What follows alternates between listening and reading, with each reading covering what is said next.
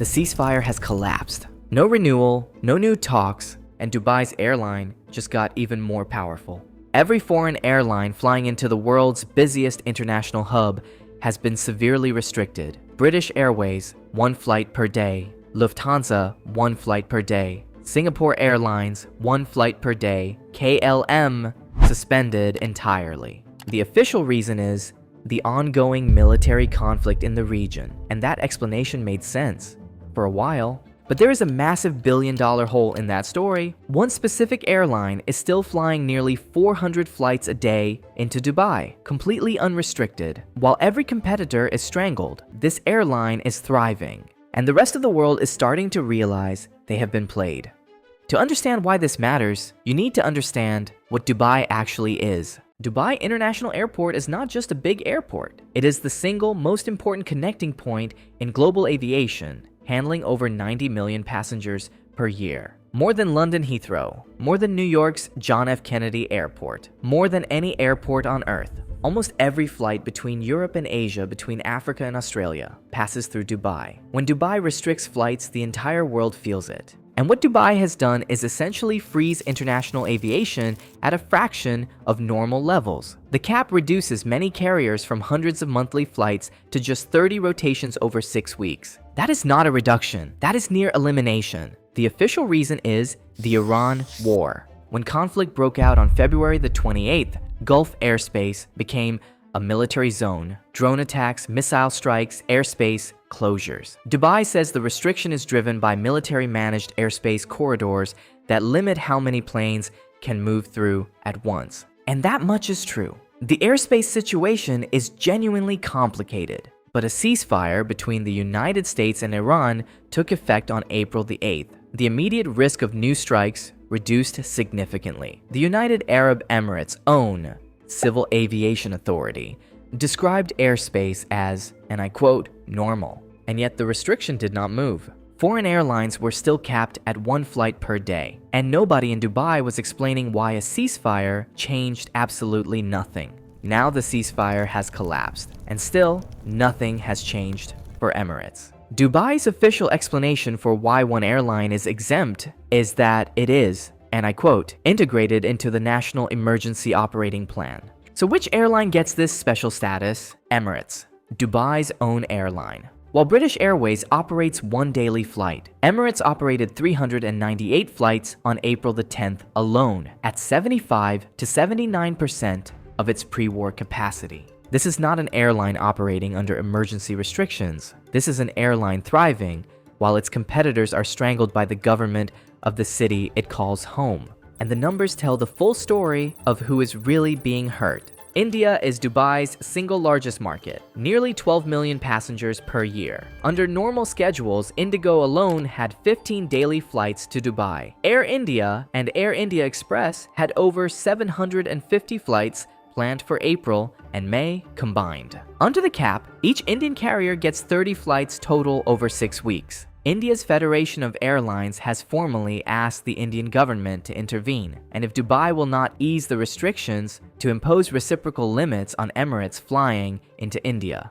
That is a trade war over airline seats. Let that sink in for a moment. The world's largest aviation market is threatening to cut off one of the world's most powerful airlines.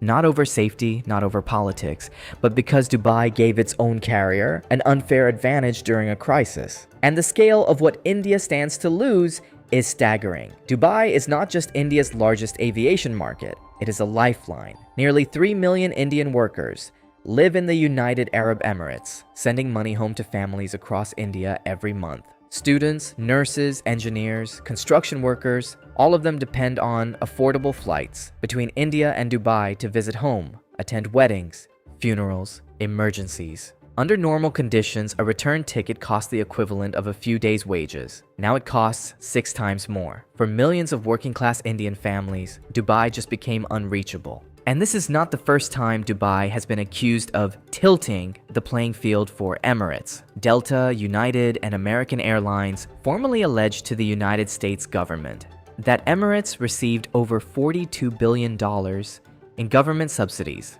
free land, below-market fuel, and interest-free loans that no private airline could compete with. Emirates denied every allegation, but the current restriction makes those old accusations feel very relevant again. The passenger impact has been immediate and brutal. A return ticket from Dubai to Mumbai cost 730 Emirati dirhams 2 months ago. It now costs 4,230 Emirati dirhams, nearly 6 times more expensive. Flights from Dubai to London have gone from 1,209 dirhams to 4,380 dirhams, 3.5 times more expensive. These are not gradual increases. These are prices that changed in weeks because supply was deliberately cut while demand stayed the same. And those increases do not just affect people flying to Dubai. Anyone connecting through Dubai on their way to Asia, Africa, or Australia is paying more for their entire journey. Look at the reality on the ground right now.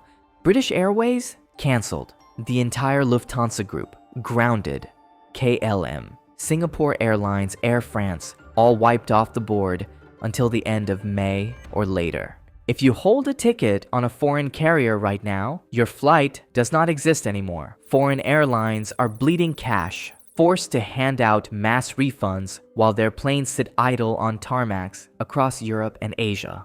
Your only real alternatives to reach Dubai right now are to fly into Abu Dhabi and drive 90 minutes, or hand your money directly to Emirates. And that is exactly what Dubai wants you to do. Here is what nobody's saying out loud, but everyone in the aviation industry is thinking. Is Dubai using the Iran war as cover to hand Emirates a once-in-a-generation competitive advantage? The official line is safety and airspace management, and that is partially true.